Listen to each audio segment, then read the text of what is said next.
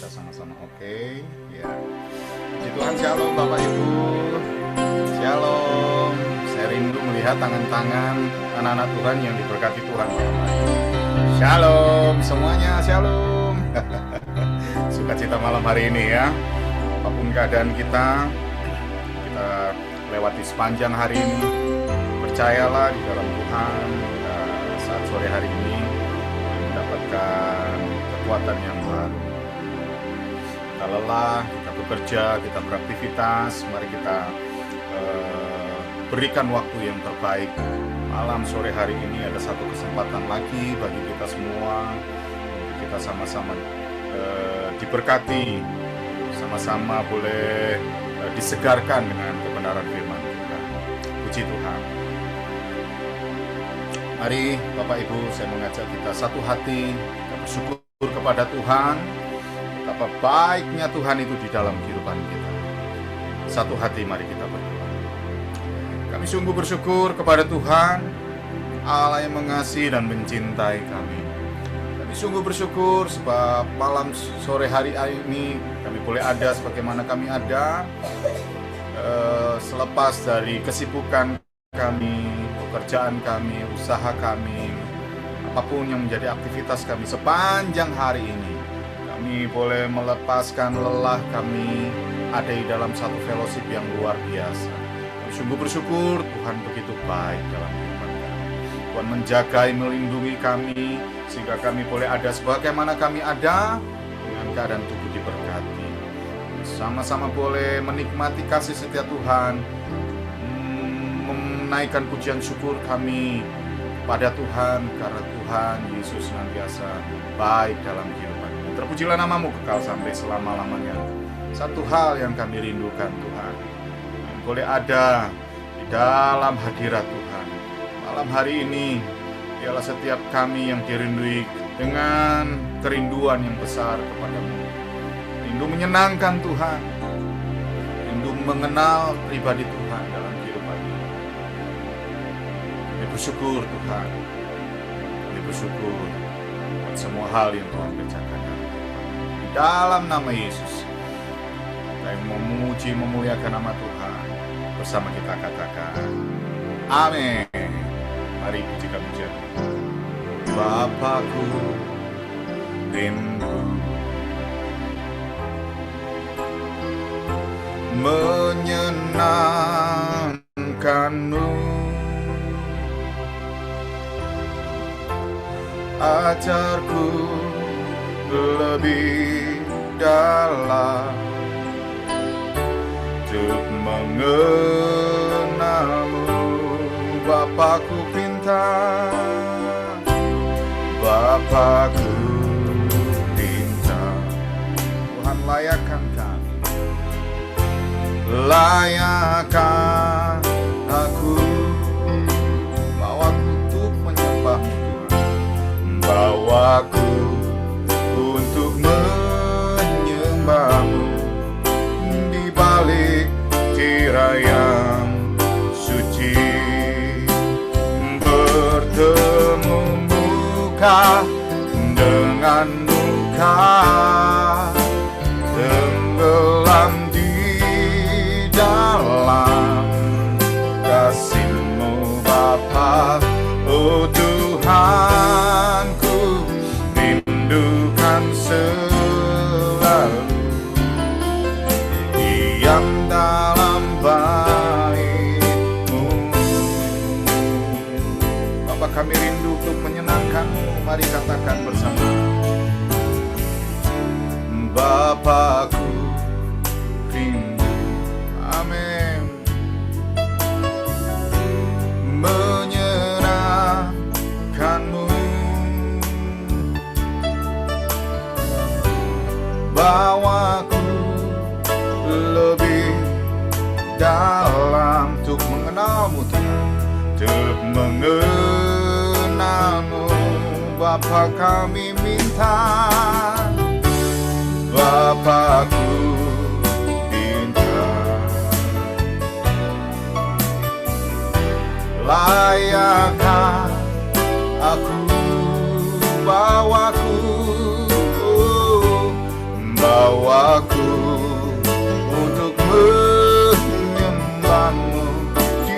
balik raya suci bertemu muka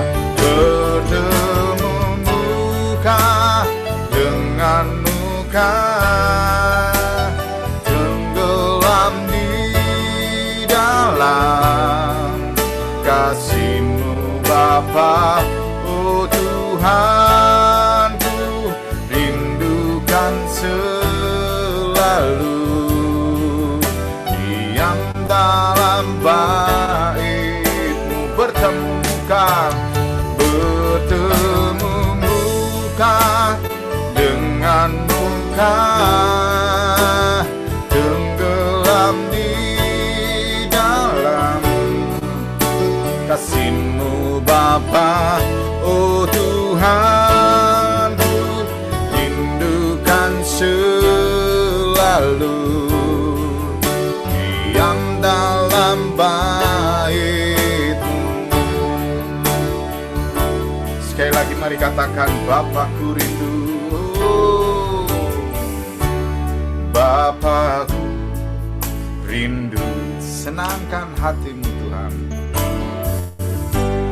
menyenangkan-Mu bawaku, ajarku lebih dalam, amin, untuk mengenal-Mu. Bapa kami minta, Bapakku pinta, layakkan aku, bawaku untuk mengenal-Mu di balik tirai yang suci, bertemu muka dengan muka, tenggelam di dalam, amin, kasih-Mu Bapa. Oh Tuhanku, rindukan selalu diam dalam bait-Mu, bertemu muka dengan muka, tenggelam di dalam kasih-Mu Bapa. Oh Tuhanku, rindukan selalu diam dalam bait-Mu, diam dalam bait-Mu. Katakan, diam dalam bait-Mu. Haleluya.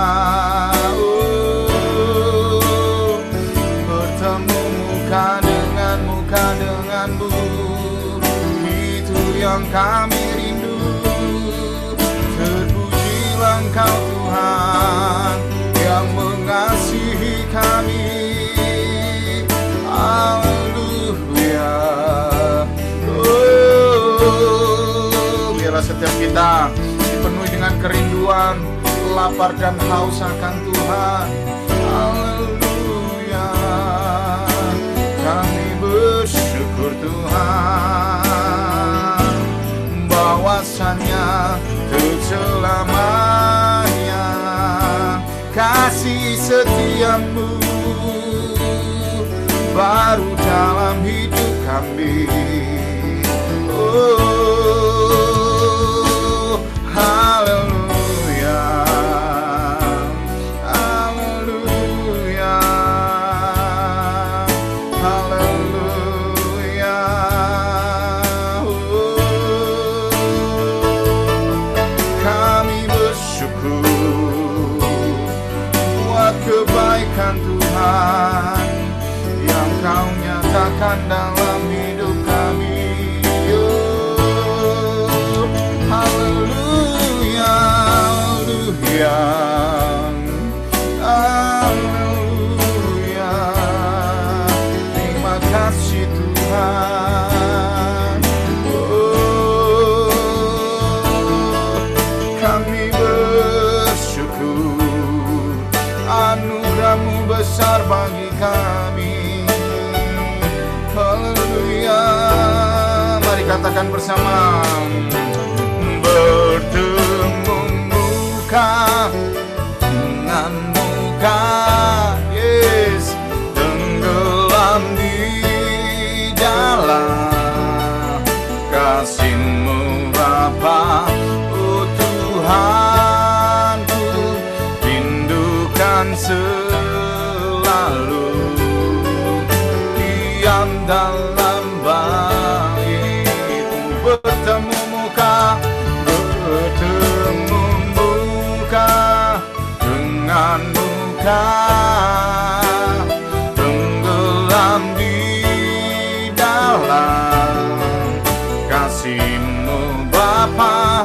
Oh Tuhanku, rindukan selalu diam dalam bait-Mu, diam dalam bait-Mu. Ini yang jadi kerinduan kita, diam dalam bait-Mu. Mari katakan, ku nanti Engkau, oh Allah kuasa, dalam kemuliaan yang kudus. Ku sembah Engkau, Allah kuasa, dalam kemuliaan yang kudus. Kami rindu masuk dalam hadirat-Mu Bapa. Mari sama-sama katakan, Tuhanku rindu, amin, masuk dalam hadirat-Mu. Jiwaku menanti, bawaku mendekat kepadamu dalam kemuliaan yang kudus. Bersama katakan, Tuhanku, Tuhanku rindu masuk dalam hadirat-Mu. Jiwaku menanti, bawaku mendekat kepadamu dalam kemuliaan yang kudus. Ku nanti Engkau, Allah kuasa, dalam kemuliaan yang kudus. Kami sembah, ku sembah Engkau, yes, Allah kuasa, dalam kemuliaan yang kudus. Mari bertepuk tangan, mari katakan, ku nanti Engkau, Allah kuasa, oh, dalam kemuliaan yang kudus. Ku sembah Engkau, oh Allah kuasa, dalam kemuliaan yang kudus. Ku nanti Engkau, yes, Allah kuasa, dalam kemuliaan yang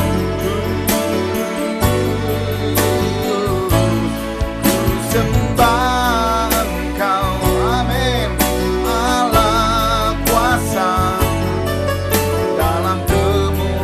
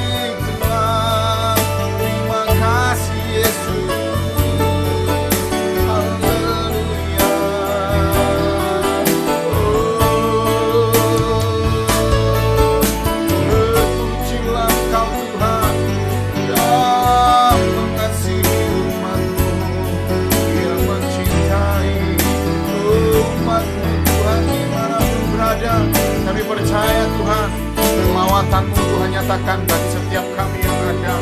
Apapun yang menjadi permasalahan kami, apapun yang menjadi keluh kesah kami Tuhan, kami percaya di dalam hadirat Tuhan Tuhan memberikan terobosan yang baru, Tuhan memberikan jalan keluar yang terbaik bagi setiap kami yang ada banyak masalah problema kehidupan.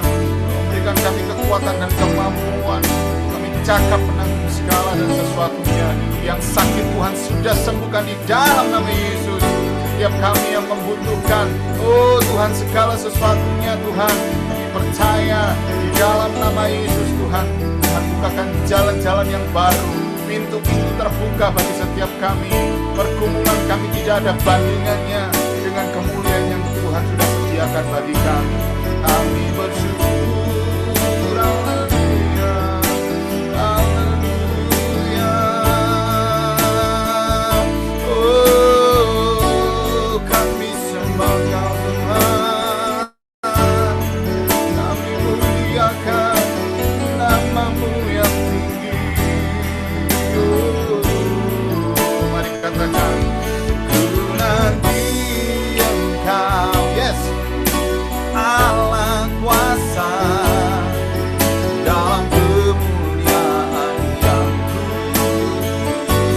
Ku sembah Kau, ku sembah Engkau, oh Allah kuasa dalam kemuliaan yang kudus. Ku sembah, sembunyi Engkau, Allah kuasa dalam kemuliaan yang kudus. Kami sembah, ku sembah Engkau, Allah kuasa dalam kemuliaan yang kudus. Dalam kemuliaan-Mu, dalam kemuliaan yang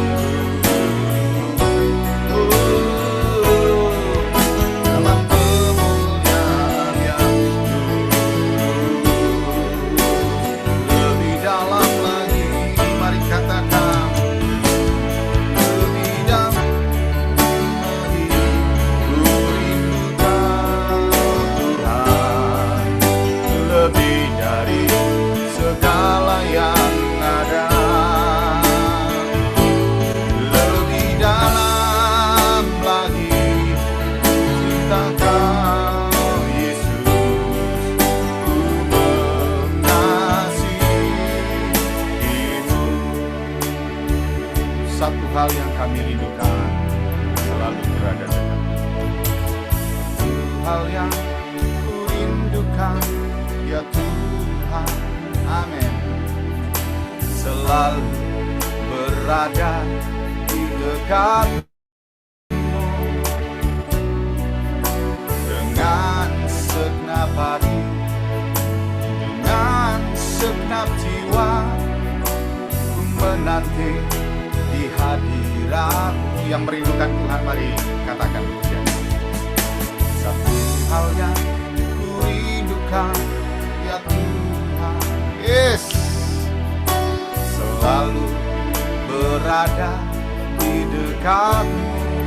Oh, dengan segenap hati, dengan segenap jiwa, ku menanti di hadirat-Mu. Lebih dalam lagi, ku rindu Kau Tuhan, lebih dari segala yang ada.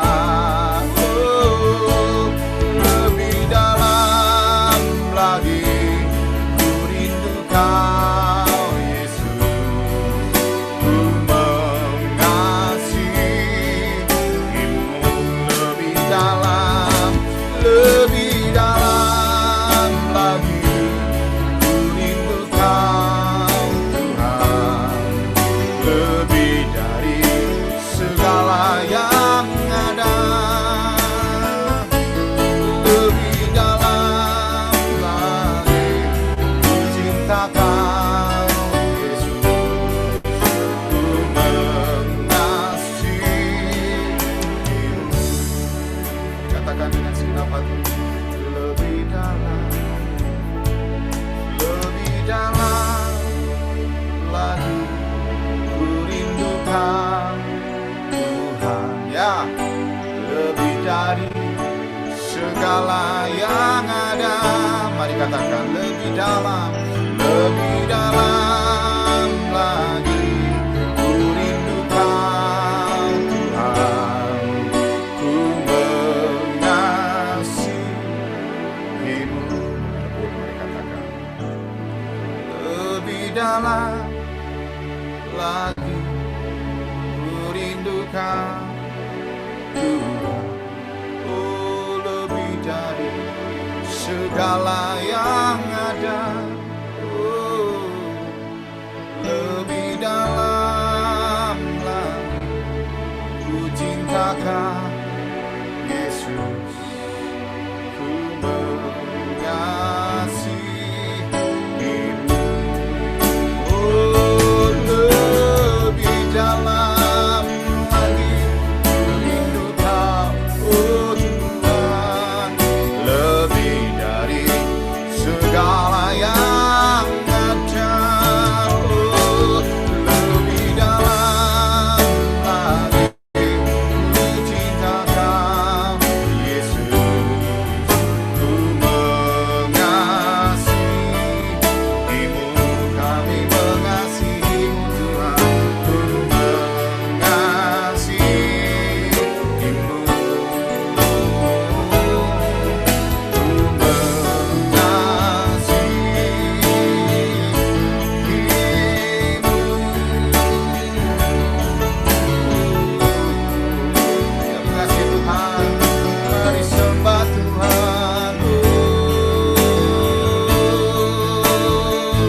ajaib Engkau Bapa yang mengasihi kami. Pertolongan-Mu nyata, keajaiban-Mu dinyatakan karena setiap hati yang rindu. Haleluya. Kami bersyukur Tuhan baik. Haleluya. Ori manimu. Ori. Ajaib kasih setiamu di dalam hidup ini. Haleluya. Kami percaya Tuhan, Kau Allah yang senantiasa bekerja dalam setiap kehidupan ini Tuhan. Datangkan kebaikan bagi setiap kami. Apapun keadaan ini Tuhan, kami percaya Tuhan memakai segala sesuatu memproses kehidupan kami di hari lebih dekat. Kasih Bapak, terima kasih.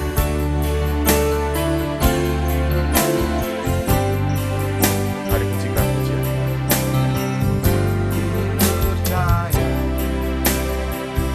Engkau bekerja buat kebaikanku, walau belum melihat, namun kuasa-Mu sempurna.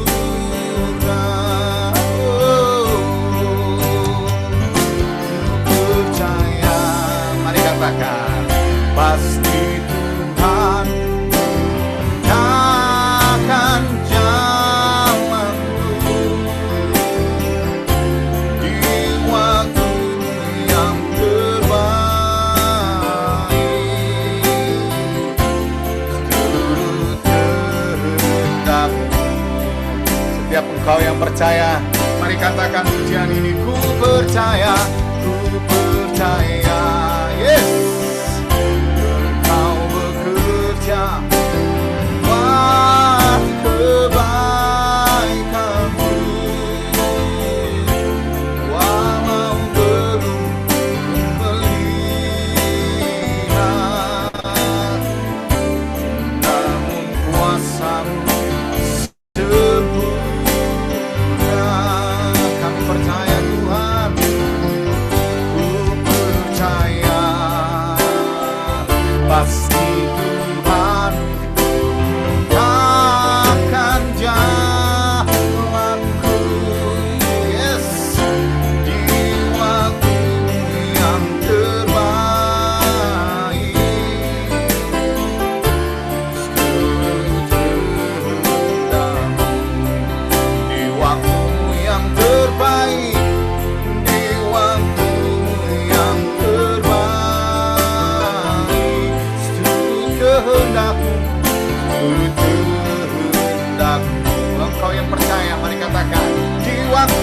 yang terbaik, di waktumu yang terbaik. Sujud daku. Sorak-sorai sekalian bagi nama Tuhan Allah kita. Mari bersama katakan amin. Puji Tuhan. Waktu selanjutnya kami serahkan kepada Anda. Haleluya.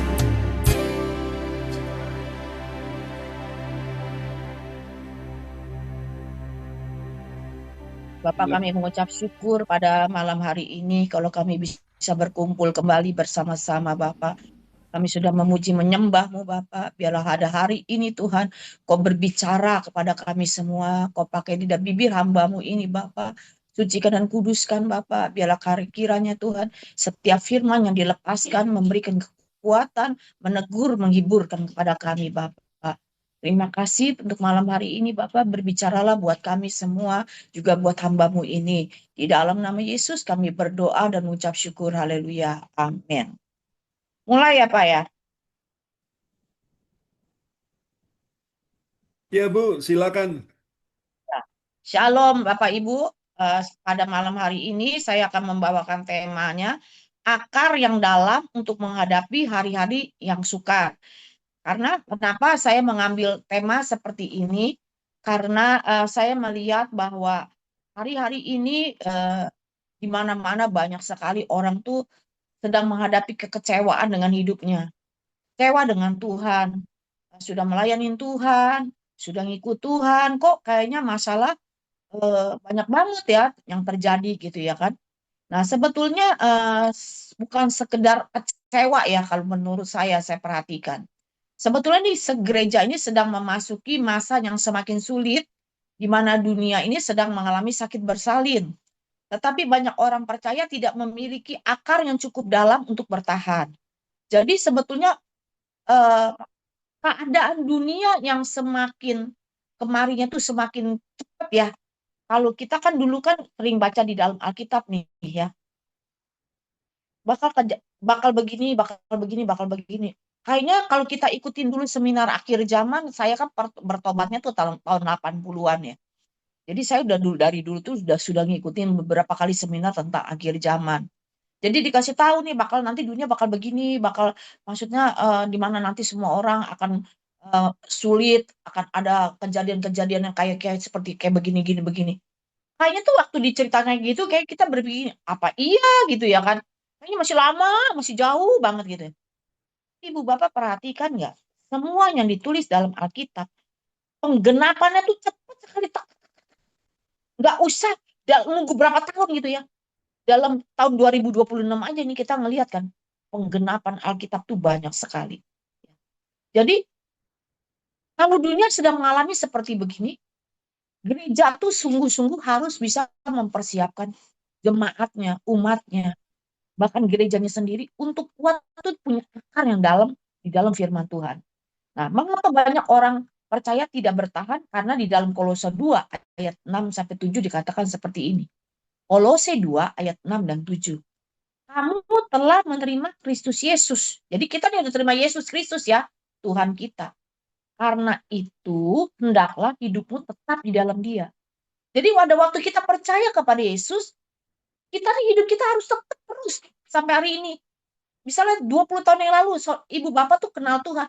Harusnya sampai tahun ini 20 tahun setelah ibu bapak kenal Tuhan, ibu bapak harus hidup tetap di dalam Dia. Hendaklah kamu berakar di dalam Dia dan dibangun di atas Dia.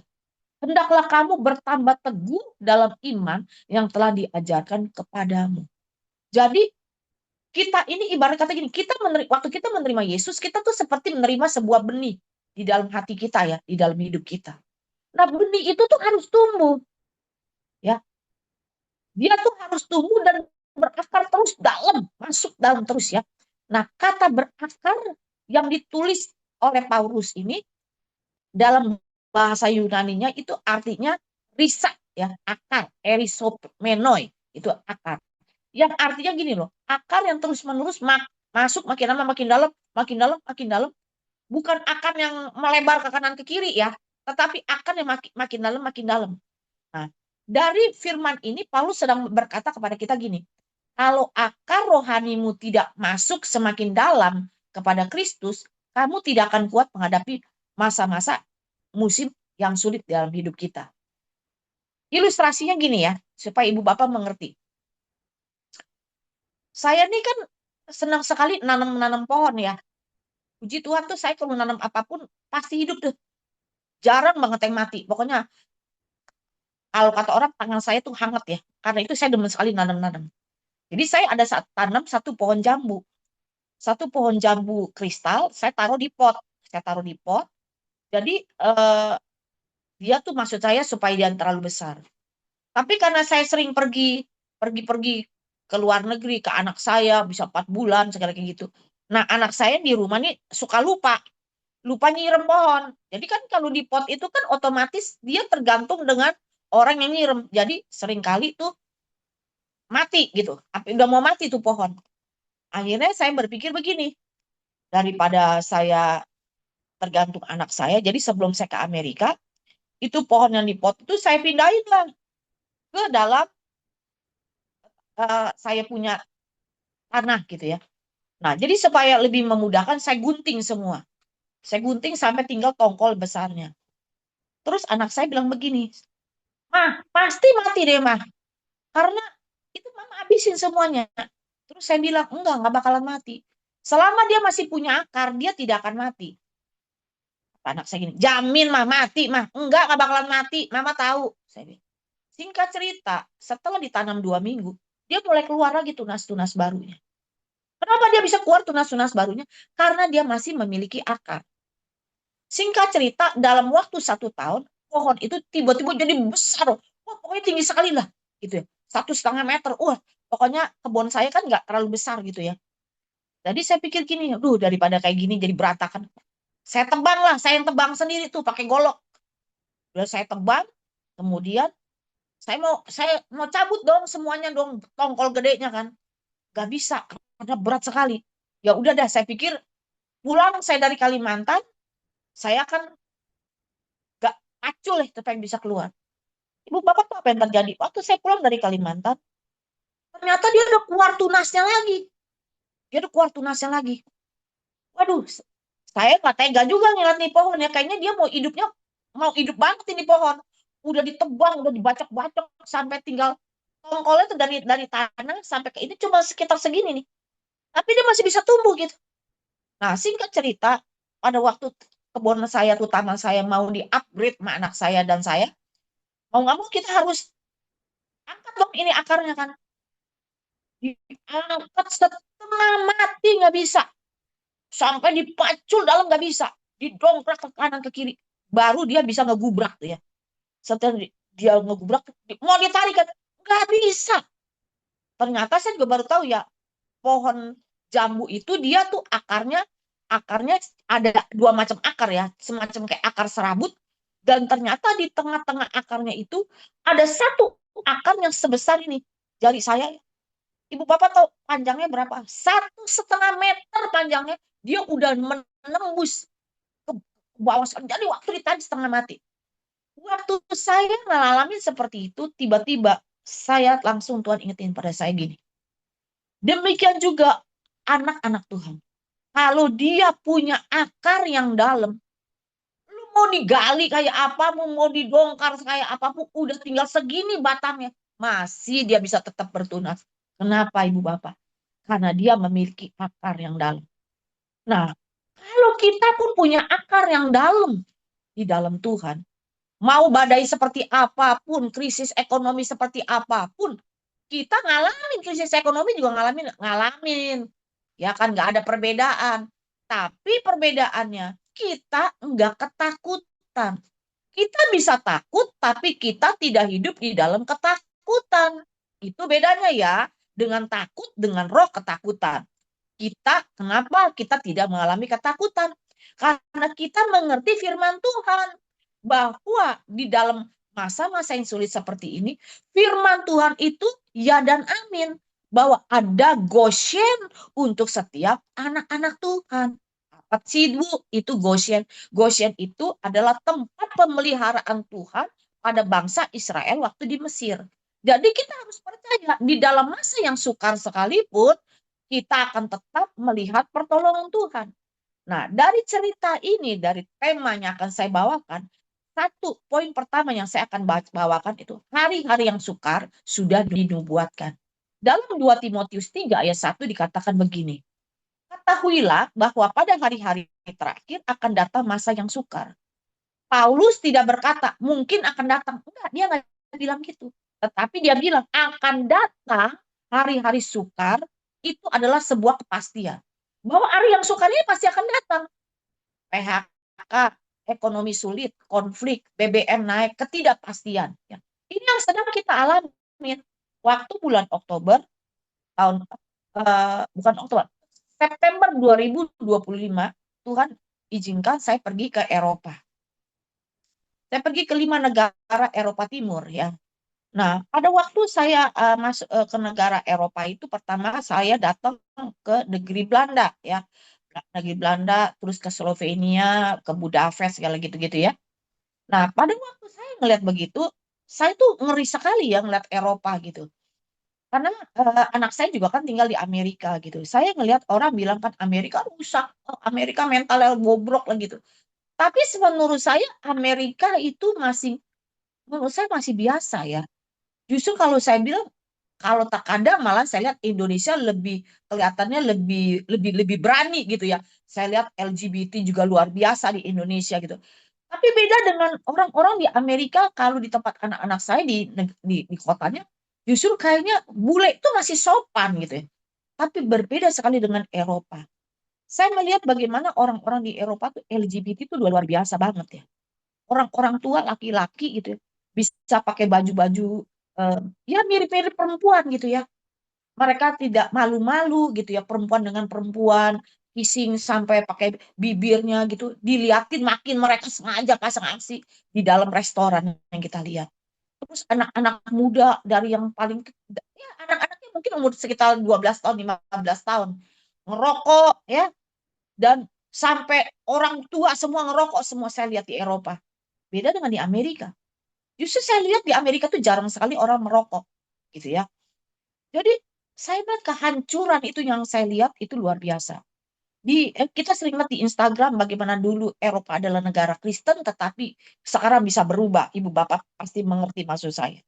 Dan saya datang ke sana itu sampai di atas gunung aja itu gereja semua, ada banyak gereja. Ini adalah gereja-gereja yang dibangun sudah mungkin puluhan bahkan ratusan tahun yang lalu. Jadi memang Eropa itu pada dasarnya dulu adalah negara Kristen. Kamu mau pergi kemana pun, ke hutan, kemana, itu semua ada gereja. Tapi menjadi perbedaan adalah gereja di sana sekarang kosong. Gereja di sana kosong, bahkan kalau kita tuh buat foto tuh gereja itu sudah jadi kayak merinding ya. Kita masuk ke gereja tuh kan udah kosong ya. Cuma jadi objek wisata gitu. Jadi kayak tempat banyak dedemitnya gitu ya, gereja-gereja di sana gitu ya. Sangat menyedihkan. Nah, sampai pada waktu saya ada di Budapest pada waktu itu, saya bawa pulang, sampai di Budapest, saya mimpi. Saya dengar suara bahwa Eropa akan mengalami musim dingin yang mematikan. Terus saya dengar lagi suara bahwa akan banyak korban yang meninggal di Eropa supaya mereka kembali kepada Tuhan. Saya terbangun dan saya pikir ya udahlah, saya tidur lagi. Saya tidur lagi, saya mimpi yang sangat persis. Saya dengar suara seperti itu. Saya bangun, saya kaget gitu. Kok saya bisa saya tidur, saya mimpi lagi gitu ya. 4 kali ya. Sampai yang terakhir saya terbangun, udah saya bangun, saya berdoa, saya tahu pasti ada sesuatu yang Tuhan mau menyampaikan kepada saya. Saya doa dan sampai singkat cerita di hari terakhir pada waktu itu di Austria, saya bilang sama teman-teman saya nggak mau pergi deh, saya mau doa untuk Eropa. Kemudian saya doa, pada waktu itu saya doa sendiri, saya tanya sama Tuhan, Tuhan ini yang saya dapat mimpi ini benar atau maksudnya bunga tidur gitu ya. Dan saya menangkap bahwa yang saya mimpi ini adalah sebuah pesan yang Tuhan sampaikan kepada saya.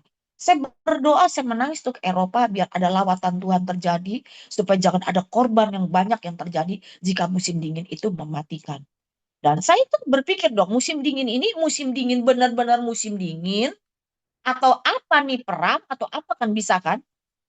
Nah, singkat cerita Tuhan tidak menjawab kepada saya, tetapi Tuhan memberikan pada saya hikmat untuk saya mulai mencari di Google. Kemudian saya baru mengerti bahwa Eropa itu pernah mengalami perang dingin dengan Rusia. Jadi ternyata saya mendapat satu pewahyuan bahwa untuk Eropa Tuhan selalu berbicara tentang dingin ya, musim dingin, perang dingin. Jadi saya cerita pada waktu itu saya sempat setelah hari terakhir di Belanda, saya sempat ada doa dengan keluarga teman saya yang ada di Belanda dan saya sampaikan pernyataan ini supaya mereka berdoalah untuk Eropa gitu ya kan. Saya tidak tahu akan benar-benar nanti musim dingin karena ternyata kan perang seperti ini BBM habis semua aja. Nah nanti musim dingin mereka kehilangan BBM atau gimana saya nggak ngerti apakah benar-benar akan terjadi perang di Eropa. Nah saya mau mundur sedikit kira-kira 2 tahun yang lalu atau mungkin 1,5 tahun yang lalu saya nggak tahu saya pernah sampaikan di sini atau tidak. Saya juga pernah mimpi. Saya pernah mimpi lagi begini. Jadi Tuhan tuh banyak bicara sama saya melalui mimpi. Mimpi itu saya juga tidak lihat apa-apa, tapi saya mendengar suara. Dan pada waktu itu saya lihat gelap sekali, saya dengar suara, sekoci sudah penuh. Jadi waktu saya dengar sekoci sudah penuh, jantung satu berdebar-debar sekali. Karena saya mengerti langsung artinya bahwa kapal besar itu sedang tenggelam. Dan kalau kapal besar sudah mau tenggelam, sekoci itu harus berangkat. Kalau enggak, sekoci akan ikut terseret tenggelam. Saya bangun, saya kaget, saya berdoa, Tuhan, apa maksudnya? Tuhan bicara sama saya begini, kamu tidak melihat apa-apa karena waktu ini adalah malam hari, ya.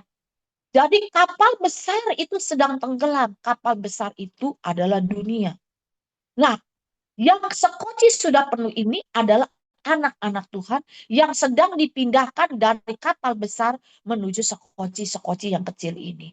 Nah, Tuhan terangkan kepada saya dengan cara apa anak-anak Tuhan itu dipindahkan ke sekoci-sekoci yang kecil. Yaitu anak-anak Tuhan dengan masalah, mereka mencari Tuhan dan mereka akhirnya datang kepada Tuhan. Jadi ini adalah sekilas bagaimana Tuhan bicara kepada saya akan terjadi apa di tahun-tahun yang ke depan. Di akhir tahun 2025, saya juga berdoa dan saya dapatkan di tahun 2026 adalah tahun yang sangat menakutkan. Akan terjadi banyak goncangan di tahun 2026. Puji Tuhan, di bulan 28 Februari 2026, saya berangkat ke Israel.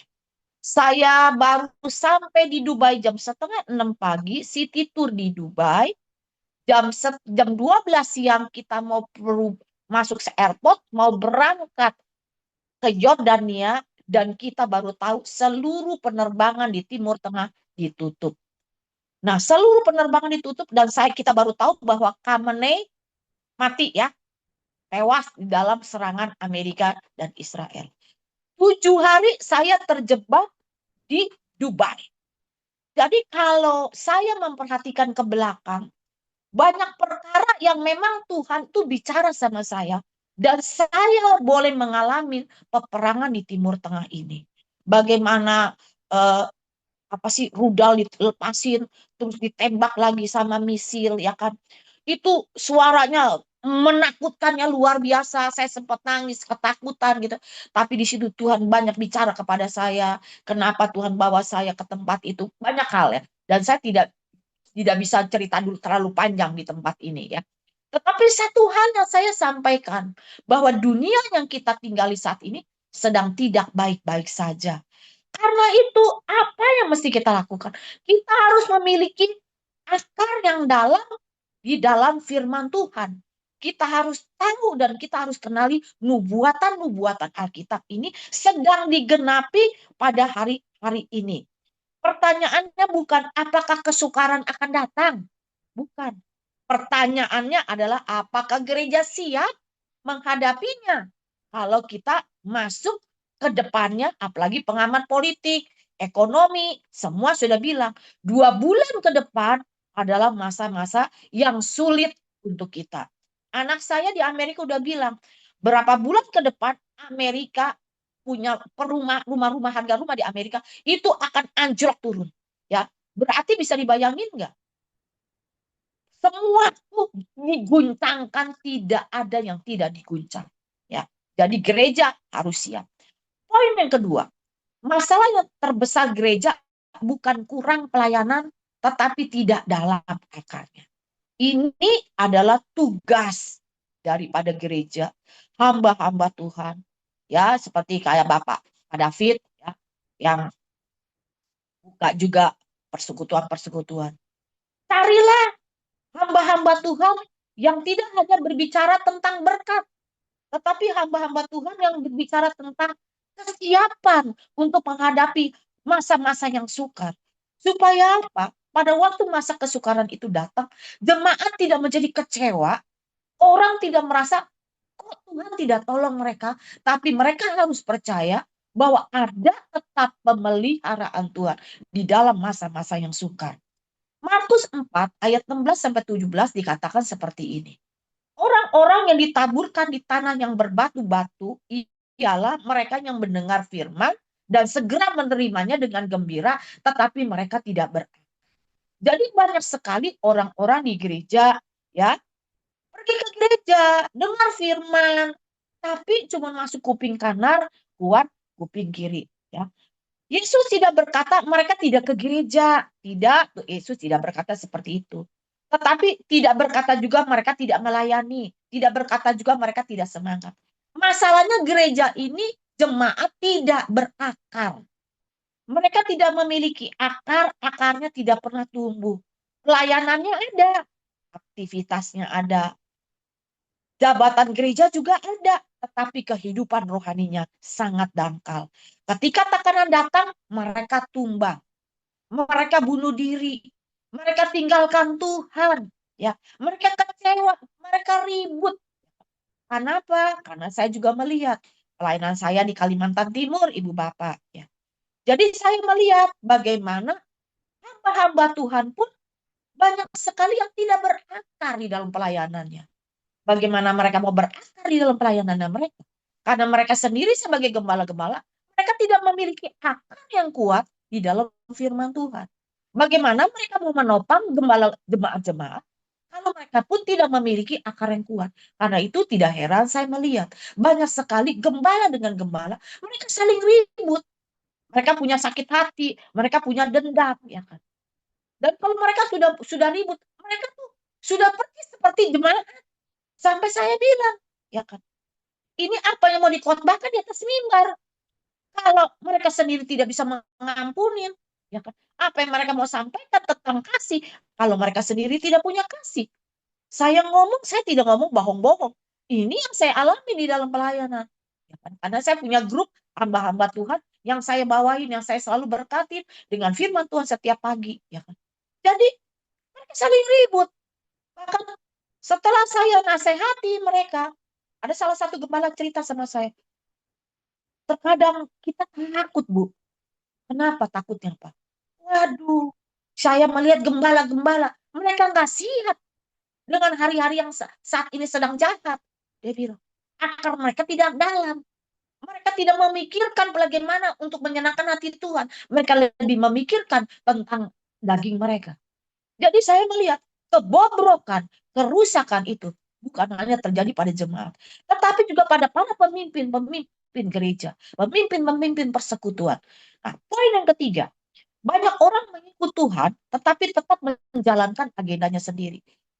Kita punya ibarat kata gini, kita sudah jadi gembala, kita sudah menjadi pengkhotbah, kita sudah menjadi misionaris, kita sudah menjadi orang-orang yang melayani Tuhan. Tapi kalau kita masih menjalankan agenda kita sendiri, bukan agenda Tuhan, artinya apa, Ibu Bapak? Itu kan sama aja artinya apa? Kita tidak kenal Tuhan. Kalau kita kenal Tuhan itu dalam, ya, kita kenal Tuhan itu dalam, kita pasti mengerti bahwa apa yang Tuhan berikan kepada kita itu adalah yang terbaik. Tapi kalau kita masih mau punya agenda sendiri, kita masih punya wacana sendiri dalam hidup kita, berarti kita belum kenal Tuhan itu dalam. Kita kenal Tuhan itu baru kulitnya, baru secara luarnya. Ya. Kemudian di dalam Yesaya 55 ayat 8 sampai 9 dikatakan begini. Sebab rancanganku bukanlah rancanganmu dan jalanmu bukanlah jalanku. Jadi kita tuh harus ngerti gini loh. Karena jalan Tuhan itu berbeda dengan jalan kita dan rancangan Tuhan tuh berbeda dengan rancangan kita. Jadi kalau kata firman tuh tingginya tuh lebih tinggi daripada langit. Ya, kita nggak bisa menyelami pikiran Tuhan. Jadi seringkali kenapa anak-anak Tuhan, hamba-hamba Tuhan, jatuh di dalam dosa bukan karena melakukan yang ibarat kata melakukan dosa yang besar. Bukan. Ya, masalah terbesar kita anak-anak Tuhan bukan melakukan dosa yang kelihatannya tuh waduh ngebunuh. Enggak. Tetapi mulai menjauh secara pelan-pelan daripada Tuhan dengan memakai apa? Egonya sendiri, mengatur hidupnya sendiri, semuanya dengan Tuhan. Kita berkata, Tuhan berkati rencanaku. Padahal Tuhan berkata, masuklah ke dalam rencanaku. Seringkali Tuhan mengizinkan kegagalan. Mengapa? Karena kegagalan seringkali menjadi jalan kembali kepada kehendaknya. Saya punya kesaksian nih baru nih, belum lama. Jadi pada waktu saya pelayanan di Kalimantan Timur, saya tuh punya ada beberapa gembala-gembala yang suka ikut kalau saya tuh pergi ke pedalaman, saya bawa mereka supaya mereka juga yang bukan tinggal di pedalaman, gembala-gembala, mereka biar mereka lihat kehidupan gembala di pedalaman itu seperti apa, supaya mereka juga dikuatkan, supaya gereja mereka juga terbangun. Jadi saya suka ajak. Nah, jadi salah satu yang saya bawa itu ada satu anak muda. Satu anak muda ini dia sedang sekolah Alkitab, teologi S2. Nah, singkat cerita dia tidak punya uang untuk sampai dia untuk diwisuda. Karena untuk diwisuda itu dia harus membayar kalau nggak salah 15 juta. Singkat cerita, saya kesian, saya carikan sponsor, dan saya dapatkan sponsor untuk dia bisa diwisuda. Nah, pada waktu itu wisudanya itu harus ke kota Jakarta. Nah, anak jadi belum nikah ya. Jadi dia hamba Tuhan dan dia belum nikah, tetapi dia di Kalimantan Timur dia menjadi seorang guru agama di sekolah, di sebuah sekolah Kristen. Dia pergi ke Jakarta untuk menghadapi wisuda. Nah, singkat cerita, dia cerita sama saya setelah dia di wisuda. Bu, maaf kalau misalnya saya tidak kembali ke Kalimantan Timur, menurut Ibu bagaimana? Ibu setujukah? Terus, jadi rencana kamu bagaimana kalau kamu tidak kembali ke Kalimantan Timur? Saya mau bekerja menjadi guru di Jakarta aja, Bu. Secara manusia, saya juga nggak bisa melarang. Bukan karena saya tuh memberikan sponsor, berarti saya memiliki hak hidup anak ini. Nah, anak ini juga masih muda, belum 30 tahun usianya. Tentu banyak pemikiran lagi.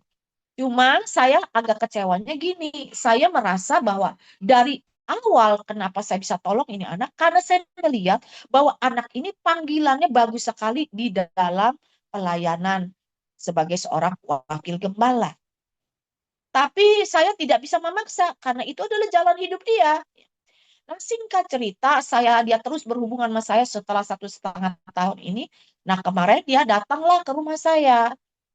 Dia datang, dia sharing kepada saya, dia bilang, Bu, saya merasakan bahwa semua jalan kok buntu saya di Jakarta. Semua saya sudah melamar pekerjaan dapat, tapi kok sepertinya semua tidak membuat hati saya damai. Ya ceritalah, semua jalan sepertinya tertutup. Saya cerita sama dia. Sebetulnya dari awal saya sudah melihat bahwa sebetulnya bukan Jakarta pilihan kamu.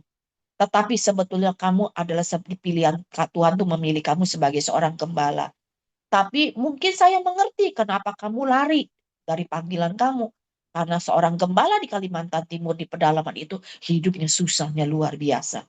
Mereka tuh hidupnya itu ibarat kalau kata kayak orang musik kerja keras banting tulang, buka sawah segala macam juga menghidupi jemaat itu perpuluhan paling 1 bulan itu cuma 1 juta rupiah. Jadi itu juga udah bagus 1 juta rupiah, ya kan? Jadi saya mengerti kalau dia mengejar mimpi dia di Jakarta untuk menjadi seorang guru. Nah, singkat cerita setelah dia mengalami istilahnya babak belur ya di Jakarta, dia cerita sama saya. Sekarang saya mulai belajar mengerti, Bu. Saya mau belajar berserah karena saya bilang, ya kamu berserah. Sekarang saya udah berani berdoa. Saya bilang saya berserah sama Tuhan. Terserah Tuhan membawa saya kemana. Kamu siap nggak kalau kamu dipilih Tuhan untuk menjadi seorang gembala? Saya siap, Bu, apapun. Tapi sekarang saya bilang kamu doa puasa sampai kamu benar-benar mendapatkan satu peneguhan yang kuat, kamu tidak lagi salah jalan. Saya bilang di dalam Tuhan, hebatnya ya kita di dalam Tuhan. Sekalipun mungkin kita salah jalan, tapi Tuhan tidak membuat kita itu mati di dalam kita salah jalan kita. Karena kita ingat ya cerita tentang anak yang terhilang. Sekalipun dia salah jalan, tapi saat dia mau kembali, Bapak menerima dia. Saya bilang sama anak ini, saya belajar satu hal untuk kamu, saya bilang. Karena mungkin Tuhan mengerti bahwa panggilan kamu nanti di pedalaman itu berat sekali. Tapi kalau kamu belum pernah salah jalan, saat kamu mengalami berat di dalam pelayanan itu, kamu akan pikir begini, ah udahlah saya nggak kuat, saya tinggalin aja lah pelayanan, saya cari kerjaan di tempat lain. Kamu masih dalam hal mau mencoba. Tapi kalau ibarat kata gini, kamu sudah berusaha bekerja di bidang sekuler dan kamu ngerasakan kamu tahu ini jalan yang salah. Saat kamu kembali kepada Tuhan dan saat kamu mengalami begitu beratnya di dalam pelayanan, kamu tidak lagi punya pikiran bahwa kamu mau kembali kepada dunia sekuler. Dia jawab begini, Mas. Benar, Bu. Saya juga berpikir seperti itu. Sekarang saya mengerti, Bu, bahwa panggilan saya bukan seperti ini. Jadi ada banyak orang yang menyadari panggilan dia setelah dia tersesat. Tetapi berapa banyak orang yang sudah mengalami babak belur, udah tersesat, masih bertahan. Puji Tuhan, anak ini menyadari di dalam ketersesatan dia harus kembali kepada Tuhan. Yang keempat, mengapa orang malas mengenal Tuhan secara dalam? Sedangkan hari-hari ini kita tuh harus kenal Tuhan itu dalam banget. Tetapi kenapa banyak anak-anak Tuhan? Kenapa juga banyak hamba-hamba Tuhan yang sudah melayani Tuhan nggak mau kenal Tuhan secara dalam? Karena pengenalan yang dalam selalu menuntut penyerahan. Karena saya ingat banget, waktu dulu awal-awal pertobatan saya cari Tuhan. Saya rindu untuk saya kenal Tuhan. Ya kan? Sampai pada waktu saya mulai kenal Tuhan, saya rindu untuk saya bisa dengar suara Tuhan. Pada waktu saya mulai bisa dengar suara Tuhan, Ibu Bapak tahu nggak ujiannya tuh? Waduh, benar ujiannya benar-benar penyerahan total. Satu kali ada satu hamba Tuhan datang ke rumah saya. Hamba Tuhan itu lagi nggak punya uang. Tuhan bilang sama saya, kasih tuh gelang kamu buat dia. Waduh Tuhan, anak saya aja mau nikah. Ya kan? Pokoknya ini saya persingkat ceritanya. Singkat cerita, karena saya bisa dengar suara Tuhan. Itu nonton saya terus. Sampai akhirnya saya berikan gelang itu kepada gembala ini. Jadi saya melihat gini, kenapa banyak anak-anak Tuhan nggak mau kenal Tuhan lebih dalam? Karena tidak kuat dengan penyerahannya itu. Karena mengenal Tuhan lebih dalam, dituntut sama Tuhan untuk berserah total. Bukan lagi agenda kita, bukan lagi maunya kita, bukan maunya visi kita, tetapi apa yang Tuhan taruh dalam hidup kita. Filipi 3 ayat 8 berkata seperti ini. Aku menganggap semuanya sampah karena pengenalan akan Kristus. Ibu Bapak, Paulus berkata, aku menganggap semuanya sampah karena pengenalan akan Kristus. Dia menulis ini adalah di kitab Filipi. Dia sedang ada dalam sebuah tekanan. Dia sedang ada di dalam penjara. Dia itu dulu orang terhormat. Ya, dia punya guru ada Gamaliel. Dia orang yang berpendidikan yang luar biasa. Dia tuh masuk orang hitungan orang-orang yang terhormat lah pada waktu zaman itu. Tapi waktu dia kenal Tuhan, dia itu pergi kemana-mana, dia diuber-uber. Bahkan dia bisa mengalami berapa macam karam kapal, dia masuk penjara, dia dicambuk ya, dirajam sampai dia tidak mati. Kalau dipikir secara manusia, kok dia bisa nulis ya? Aku menganggap semuanya sampah. Jadi semua hal yang bagus dalam kehidupan dia yang dulu, semuanya dia bilang tuh sampah. Kenapa? Karena pengenalan dia kepada Kristus adalah segala-galanya buat dia. Nah, ini yang saya mau kasih tahu sama Ibu Bapak.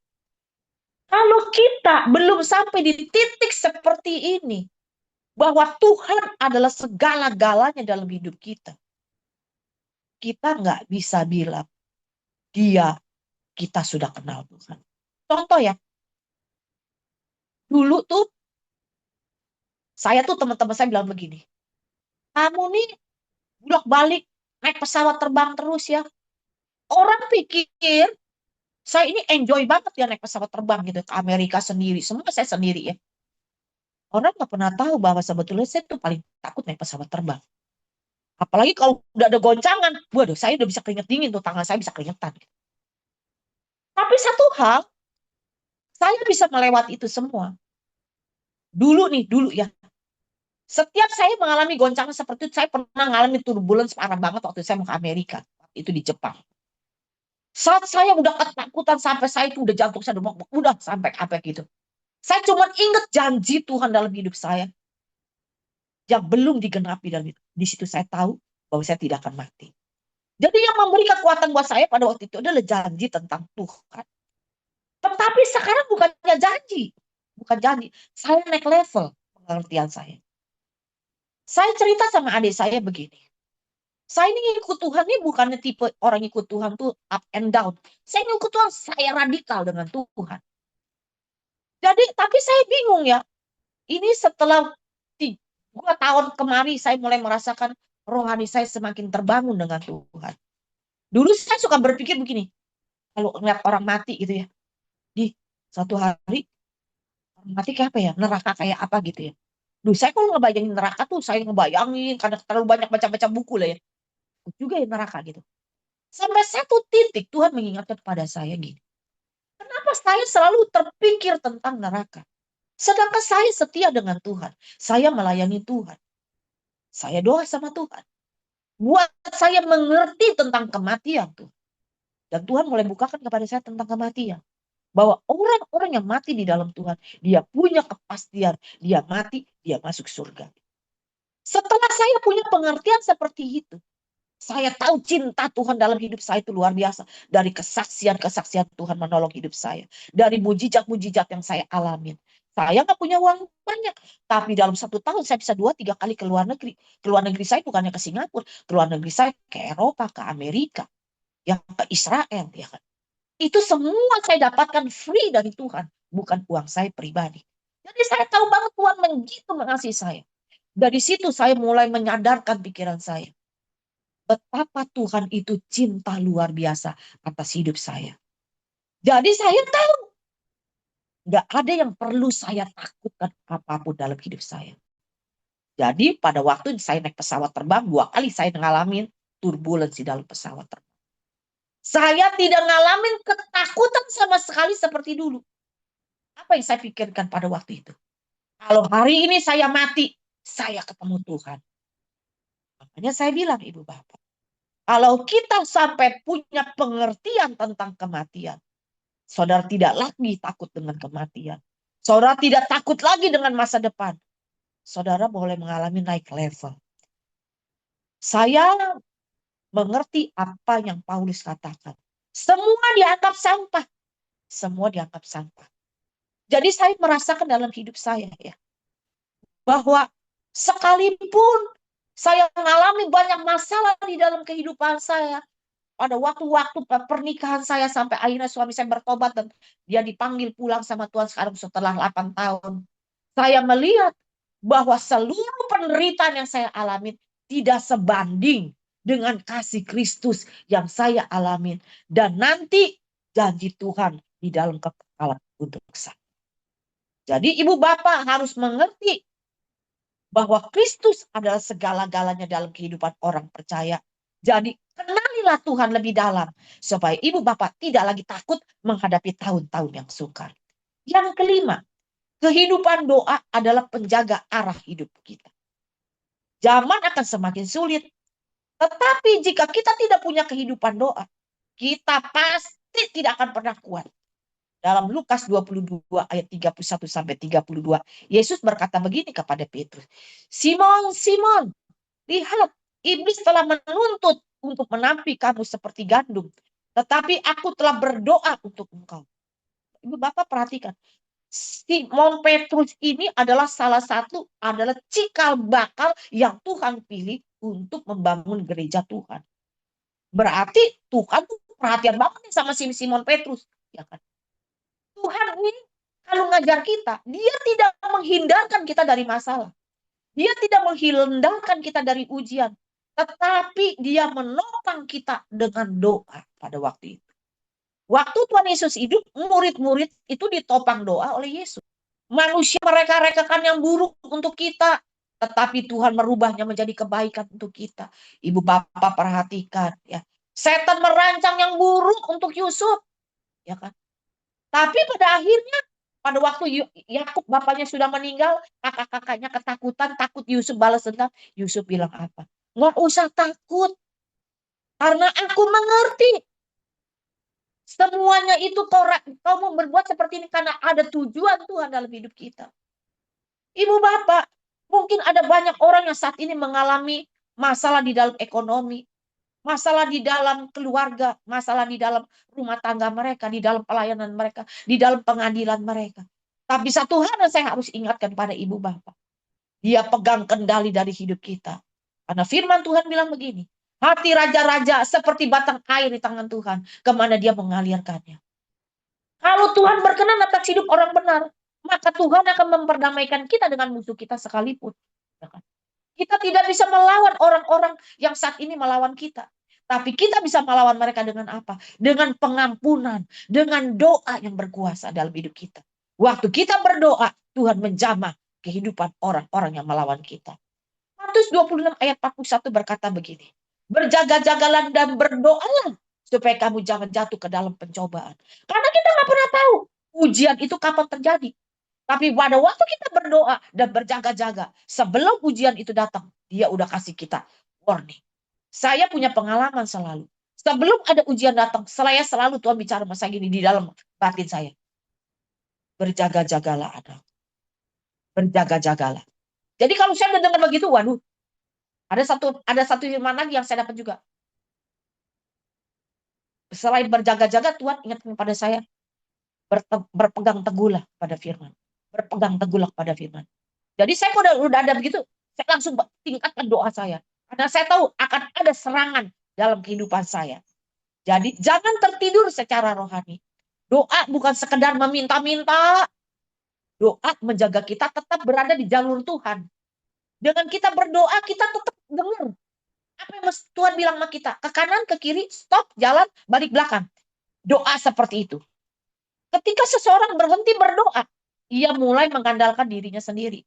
Ketika mengandalkan dirinya sendiri, ia mulai mengikuti agendanya sendiri.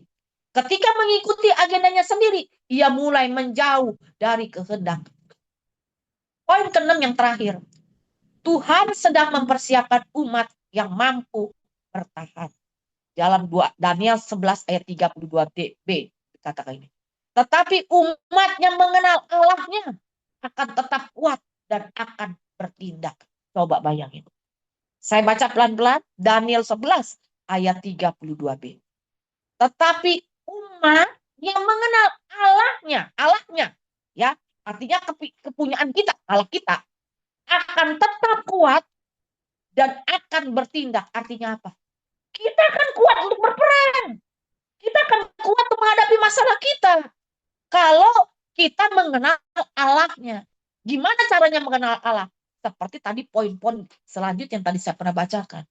Kata mengenal itu dalam bahasa Ibrani itu bukan sekedar mengetahui, tetapi mengenal secara pribadi karena dari kata yada. Memiliki hubungan yang intim. Dari pengenalan itu, orang baru bisa percaya penuh kepada Tuhan.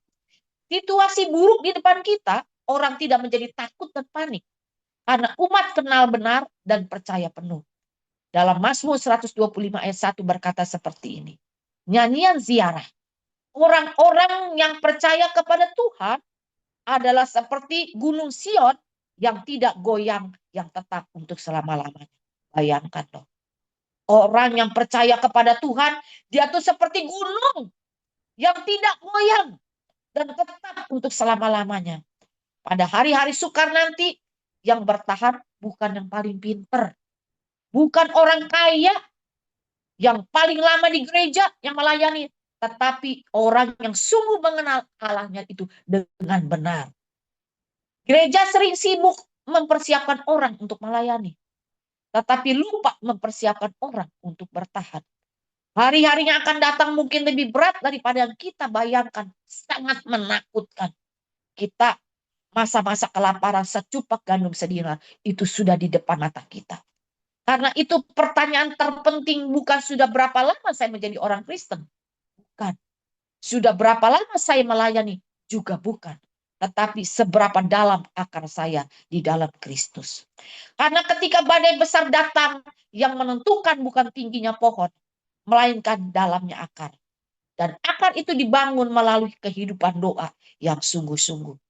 Ketaatan kepada firman, penyerahan total kehendak pribadi, persekutuan yang intim dengan Tuhan. Orang yang mengenal Tuhan hanya di kulit akan mudah kecewa. Tetapi orang yang mengenal Tuhan secara mendalam akan tetap berdiri bahkan ketika seluruh dunia terguncang. Demikian firman Tuhan. Tuhan Yesus memberkati. Terima kasih Bu Jerly. Saya serahkan siapa? Jerry, doa siapa? Mari kita sama-sama berdoa. Kami sungguh bersyukur kepada Tuhan. Tuhan yang memberikan pemeliharaan-Mu masa-masa lalu dalam kehidupan kami. Tuhan juga yang memberikan pemeliharaan-Mu di saat-saat ini, dan kami percaya bahwa Tuhan juga ada di masa depan kehidupan kami. Melalui firman-Mu, Tuhan meneguhkan kehidupan kami. Ajar kami untuk melekat, ajar kami untuk mengenal pribadi-Mu Tuhan.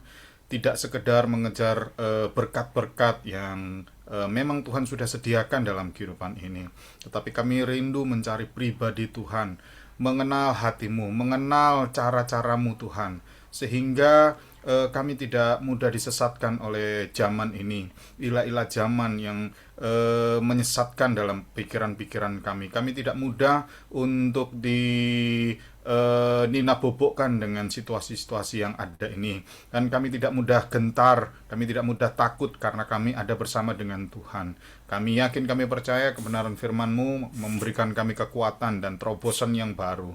Memberkati Ibu Shirley yang sudah memberkati kami dengan kebenaran firman-Mu, sehingga di dalam pelayanan beliau Tuhan nyatakan kuasa-Mu, sehingga jiwa-jiwa yang perlu uluran tangan kasih daripada Tuhan, mereka boleh dijamah oleh Tuhan melalui pelayanan beliau. Mata hati orang-orang yang buta selama ini, yang belum pernah mengenal kasih Tuhan, mereka boleh dicelikkan di dalam nama Tuhan Yesus. Kami percaya dalam kehidupan Ibu Shirley Santosa dan keluarganya, keluarga besarnya dimanapun berada, ada penyertaan Tuhan yang sempurna. Terpujilah nama-Mu kal sampai selama-lamanya.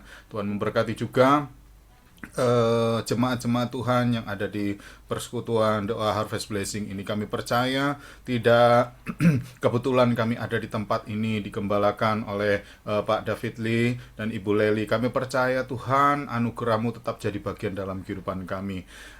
Suka duka boleh silih berganti, tetapi kami percaya penyertaan Tuhan yang sempurna Tuhan nyatakan atas kehidupan kami. Melalui penggembalaan Pak David Lee, kami boleh dibawa lebih hari lebih dekat kepada Tuhan, kepada kebenaran yang sejati, bukan kebenaran dari ego kami, kebenaran yang hanya dilahirkan dari buah pemikiran manusia yang bisa saja tersesat dan hilang arah, tapi benar-benar mengarah kepada tujuan yang benar, yaitu kepada firman Tuhan yang memerdekakan setiap kehidupan kami yang ada. Kami percaya melalui penggembalaan Pak David Lee, kami semua senantiasa boleh dikuatkan melalui zaman-zaman di akhir ini. Tuhan, kami tetap percaya ada sebuah kebenaran yang Tuhan tanamkan dalam kehidupan kami, kebenaran yang memerdekakan kami, yang tidak membuat kami takut, tapi kami semakin berani karena kami bersama dengan Tuhan Yesus. Terpujilah nama-Mu, segala kebutuhan Pak David dan Ibu Leli dalam keluarganya, dalam segala aspek kehidupannya, Tuhan akan memberkati. Nama Tuhan ditinggikan, permuliakan. Berkati jemaat-jemaat yang mungkin dalam pergumulan, sakit penyakit, banyak problema, tantangan kehidupan yang semakin berat. Tuhan akan menolong, menopang, memberikan jalan keluar yang terbaik, sehingga kami senantiasa hidup tetap bergantung kepada Tuhan. Apapun keadaan kami tetap membuat Tuhan sebagai prioritas utama kami. Kami tetap membuat Tuhan sebagai tujuan utama kami, bukan sesuatu yang fana, bukan sesuatu yang mungkin saja itu hal yang berguna bagi kami, tetapi kebenaran yang sejati yang datang daripada Tuhan, itulah yang mutlak yang menjadi kebutuhan kami. Terpujilah nama-Mu, memberkati kota di mana kami tinggal, baik di Surabaya, di Jakarta, baik di Sidoarjo dan sekitarnya, semua dimanapun tempat kami ada, Tuhan akan memberkati, Tuhan yang akan menolong dalam kehidupan setiap kami senantiasa. Kami tidak bisa berdiri tanpa Tuhan. Negeri ini hidup bergantung hanya kepada Tuhan. Oleh sebab itu kami juga menyerahkan para pimpinan negara, baik Pak Prabowo Gibran, serta seluruh jajaran menteri yang ada, aparatur negeri ini, DPR, MPR, DPD, sampai di aparat yang terbawa RT RW, ada penyertaan Tuhan yang luar biasa sempurna, sehingga lebih hari negeri Indonesia dan kota-kota di mana kami tempat yang ada Tuhan, semakin hari masyarakatnya kami boleh mengenal Kristus dan percaya kepada Tuhan dan menjadikan Tuhan sebagai juru selamat pribadi kami. Terpujilah namamu, kami percaya Tuhan, segala apapun yang saat ini sedang kami hadapi, itu kami tidak mudah gentar karena kami menghadapinya bersama dengan Tuhan. Terpujilah namamu, juga kami berdoa buat Ibu Tan Pobing, kami berdoa buat kesehatannya, kami percaya ada Tuhan yang sedang memberikan pemulihan kesehatan yang sempurna buat beliau, sehingga setiap sakit penyakit, setiap organ-organ tubuh yang terganggu saat ini, oh Tuhan, ada pemulihan yang sejati di dalam nama Tuhan Yesus Kristus. Sel-sel yang rusak digantikan, organ-organ tubuh yang tidak berfungsi difungsikan kembali di dalam nama Tuhan Yesus Kristus. Terpujilah namamu Tuhan, buat jemaat-jemaat yang lain dimanapun juga berada. Kami percaya Tuhan, semuanya akan dihidup diberkati oleh Tuhan, bukan hanya buat setiap kehidupan hal-hal jasmani kami, tetapi terutama kehidupan kerohanian kami, iman kami bertumbuh benar-benar seperti apa yang Tuhan rindukan dalam kehidupan kami, Tuhan. Buat saudara Kion Liao di Malaysia, kami percaya memohon dukungan doa agar kesehatannya dan setiap permasalahan yang dihadapi, kami percaya semuanya ini akan mendapatkan jawaban yang luar biasa. Kami percaya Tuhan, semua problema-problema yang dihadapi oleh anak-anak-Mu, jemaat Tuhan yang ada ini, Tuhan boleh mendapatkan jalan keluar yang terbaik datang daripada Tuhan. Terpujilah namamu kekal sampai selama-lamanya. Kami percaya Tuhan, semua dan semuanya kami serahkan dalam tangan kuat kuasa Tuhan. Kehidupan kami, roh jiwa tubuh kami, selengkapnya ke dalam tangan kuat kuasa Tuhan kami berserah. Kami percaya jawaban demi jawaban, terobosan demi terobosan boleh terjadi atas kehidupan kami, keluarga kami dimanapun tempat berada, aman bersama dengan Tuhan. Terpujilah namamu, kami bersyukur dengan mengucap syukur di dalam nama Tuhan Yesus Kristus. Kita semua yang diberkati Tuhan, mari bersama kita katakan amin. Puji Tuhan. Bapak Ibu, kita akan mendengarkan pengumuman dan shalom Bapak Ibu yang mungkin baru pertama kali hadir malam hari ini. Oke, saya ucapkan selamat datang ya. Mungkin baru ada Bapak Ibu yang baru pertama kali hadir. Kita akan jumpa di ibadah raya kita di hari Rabu 10 Juni Bapak Ibu ya, jam 7 malam, dan kita akan diberkati dengan kebenaran firman Tuhan yang disampaikan oleh Pastor David Lee di onsite di Jalan Darmo Permai Timur 12 nomor 4. Bawa jiwa-jiwa baru, sama-sama kita bisa dimuridkan ya di persekutuan doa Harvest Blessing ini. Puji Tuhan. Dan seperti malam hari ini, kita akan jumpa hari Senin tanggal 15 Juni jam 7 malam, dan kita juga akan diberkati oleh firman Tuhan yang disampaikan oleh Pak David Lee. Puji Tuhan. Terima kasih sekali lagi kami sampaikan kepada Ibu Shirley Santosa, ya, kiranya Tuhan memberkati segenap pelayanan, keluarga, dan segala keperluan disediakan oleh Tuhan. Puji Tuhan. Dan ini bakti sosial Bapak Ibu ya, tanggal 25 Agustus ya, jam 10 pagi di Panti Asuhan Hope Surabaya. Bagi Bapak Ibu yang mau donasi berupa sembako atau dana, ya bisa ditransfer ke BCA atas nama L. David Limanto di nomor rekening 1030565807. Pembina rohani dan seluruh pengurus mengucapkan God bless you. Tuhan Yesus memberkati kita semua. Sampai jumpa besok lusa hari Rabu ya di onsite Darmo Permai Timur 12 nomor 4. Tuhan Yesus memberkati kita semua. Puji Tuhan. Oke, Bapak Ibu, kita akan akhiri pada malam hari ini. Terima kasih Tuhan buat apa yang Tuhan sudah kerjakan malam hari ini. Tidak ada yang kebetulan sehingga kami ketika mendengar firman-Mu, kami boleh diubahkan, diteguhkan, dikuatkan, dan kami boleh semakin bernyala-nyala mencari Engkau, tinggal bersama dengan Engkau, tetap bersama dengan Engkau, berakar di dalam Engkau. Meteraikan firman-Mu lebih dalam lagi dan jadikan kami pelaku-pelaku firman-Mu, bukan hanya pendengar saja, tapi kami boleh mempraktekannya hari lepas hari, sehingga hidup kami sepadan dengan firman-Mu. Berkati hamba-Mu, Bu Serli, yang sudah memberkati kami, pelayanannya, keluarganya, kesehatannya, tambah-tambahkan berkat-berkat yang terbaik di mana beliau berada, terus menjadi berkat bagi orang yang membutuhkan. Apa yang dibutuhkan juga buat pelayanan di Kalimantan Timur, Tuhan terus tambah-tambahkan dengan fasilitas yang baru sehingga beliau ini bisa menjadi berkat bagi orang yang membutuhkan. Terima kasih.